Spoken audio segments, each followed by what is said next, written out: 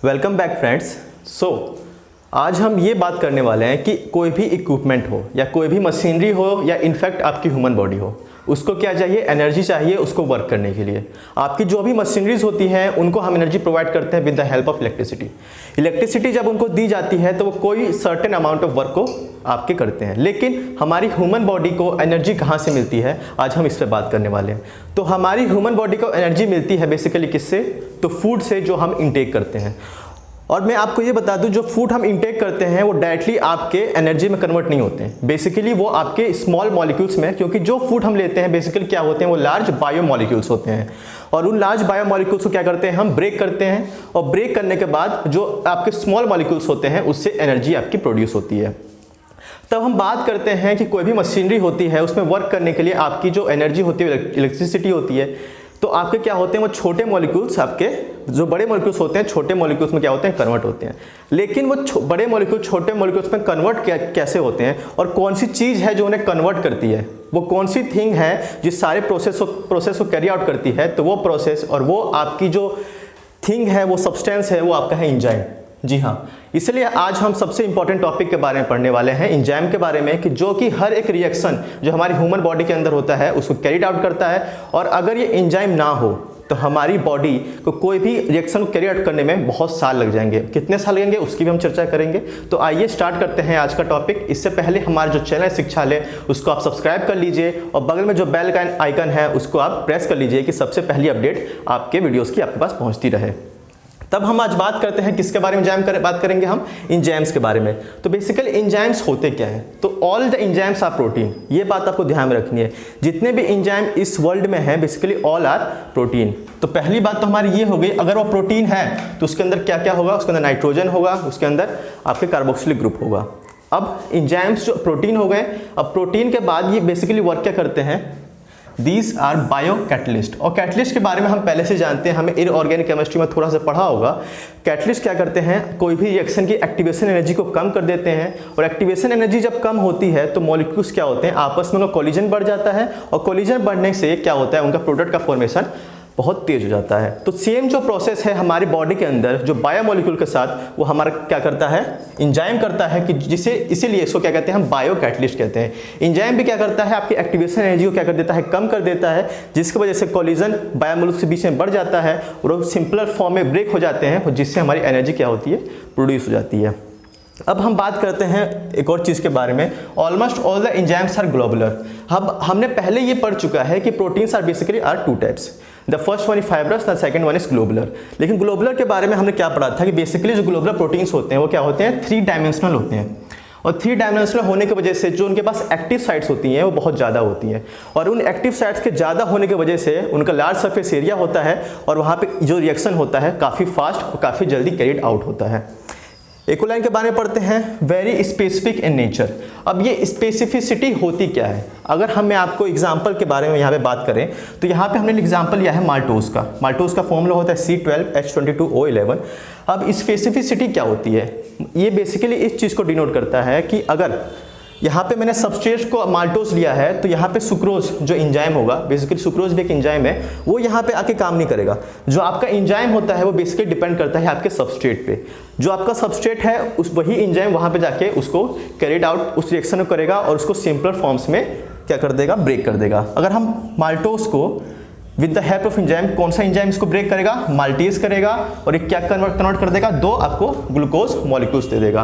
तो यहाँ पे आपको बात बहुत अपने दिमाग के अंदर बैठा लेनी है कि जो भी आपके जो सबस्ट्रेट होगा उसी सबस्ट्रेट के अनुसार, यानी उसी सबस्ट्रेट के लिए एक पार्टिकुलर एंजाइम होगा जो उस रिएक्शन को कैरी आउट करेगा, दूसरा एंजाइम उस सबस्ट्रेट के लिए नहीं होगा। मतलब 1 एंजाइम 1 सबस्ट्रेट का रूल यहाँ पे आपको लगेगा। अब हम बात करते हैं अगली चीज़ के बारे में, some depends on the type of reaction. लेकिन कुछ जो एंजाइम्स होते हैं आपके वो डिपेंड करते हैं कि आपका कौन सा रिएक्शन कैरिड आउट हो रहा है। जैसे एक एंजाइम का अगर हम एग्जांपल लें तो आपका होगा ऑक्सीडोरिडक्टेज एंजाइम।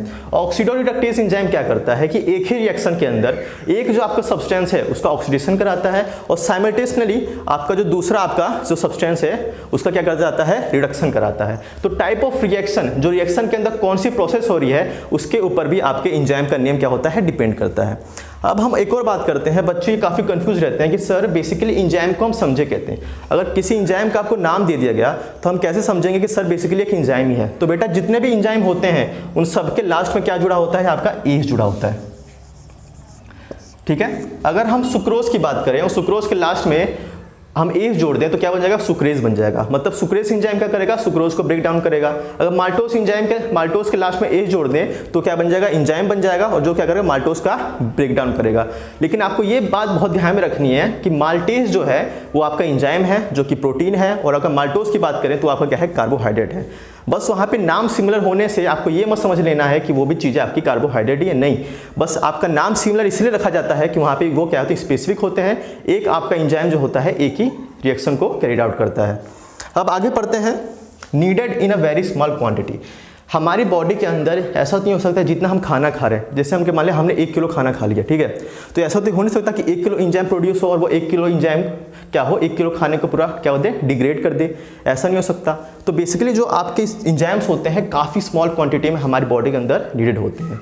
वो क्वांटिटी क्या होती है? अगर हम 1 मॉलिक्यूल ऑफ एंजाइम को लें तो क्या कर सकता है? 10 मॉलिक्यूल ऑफ किसी के भी, प्रोटीन हो सकता है, आपका लिपिड हो सकता है, कार्बोहाइड्रेट होता है, इनके 10 मिलियन मॉलिक्यूल से क्या कर सकता है? डिग्रेड कर सकता है बस आपका 1 मॉलिक्यूल ऑफ एंजाइम। अब हम बात करते हैं कि अगर एंजाइम हमारी बॉडी के अंदर हो ही ना, अगर हमारी बॉडी से एंजाइम खत्म कर दिया जाए और या कोई हमें डिजीज़ हो जाए जिससे हमारे सारे एंजाइम बॉडी खत्म हो जाए, तो हमारी बॉडी कितना टाइम लेगी एक समय के खाने को पूरा क्या करने के? डिग्रेड करने के लिए, पूरा पचाने के लिए, डाइजेशन के लिए?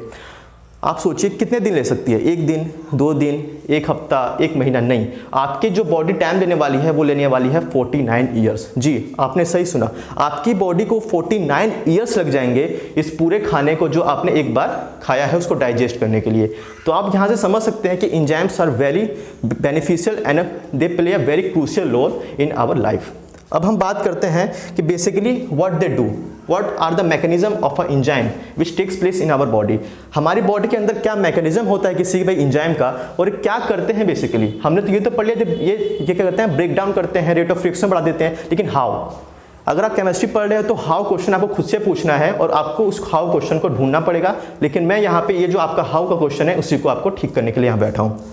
तो बेसिकली करते क्या है, जितने भी आपके एंजाइम्स होते हैं वो एक्टिवेशन एनर्जी क्या कर देते हैं? सप्रेस कर देते हैं। अब बेटा एक्टिवेशन एनर्जी क्या होती है? एक्टिवेशन एनर्जी ये होती है कि जैसे आप क्या करते हैं, आप कोई रोप है, उस रोप को इस पार उस पार कूदना चाहते हैं। अगर आप कि हाइट क्या है? लिमिटेड है, और आपने अपने हाइट के यहाँ तक रोप रख ली तो आपको कूदने में बहुत दिक्कत होगी। लेकिन अगर मैं रोप को बहुत नीचे कर दूँ तो आप आसानी से इस पार से उस पार आराम से कूद सकते हैं। बेसिकली एंजाइम भी क्या करता है? सेम काम करता है। जो एक्टिवेशन एनर्जी होती है वो आपकी रोप का काम करती है। अगर मैं रिएक्टेंट हूँ तो मुझे प्रोडक्ट बनना है तो मुझे इस रोप के उस पार आना पड़ेगा। तो यही काम करता है आपका एंजाइम। जो रोप यहाँ थी उसको यहाँ पे कर देता है, जिससे ज़्यादा अमाउंट ऑफ जो आपके रिएक्टेंट होते हैं उस पार कूद जाते हैं और प्रोडक्ट काफ़ी तेज़ी से बनना स्टार्ट हो जाता है। तो अगर हम सुक्रोज, यानी सुक्रोज जो है बेसिकली आप जानते हैं केन शुगर है, उसका अगर हम सुक्रेज एंजाइम के बिना उसकी एक्टिवेशन एनर्जी की बात करें तो वो होता है आपका 6.22 किलो जूल पर मोल।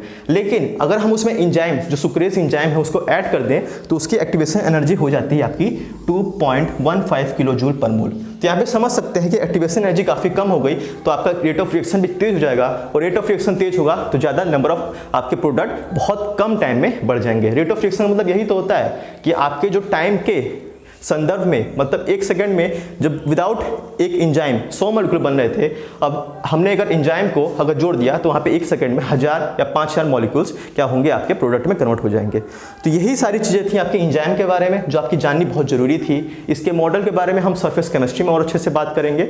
तो आज हमने क्या क्या पढ़ा? अगर चीज़ों को हम समराइज़ करें तो हमने पढ़ा कि एंजाइम क्या होते हैं, एंजाइम प्रोटीन होते हैं, वो क्या होते हैं? वेरी स्पेसिफिक इन नेचर होते हैं, मतलब एक सबस्ट्रेट के लिए एक ही एंजाइम होता है। क्या करते हैं? एक्टिवेशन एनर्जी को लो कर देते हैं। एक्टिवेशन एनर्जी को लो करने से प्रोडक्ट का रेट ऑफ रिएक्शन काफ़ी जल्दी बढ़ जाता है। तो बस आज के लिए बस इतना ही।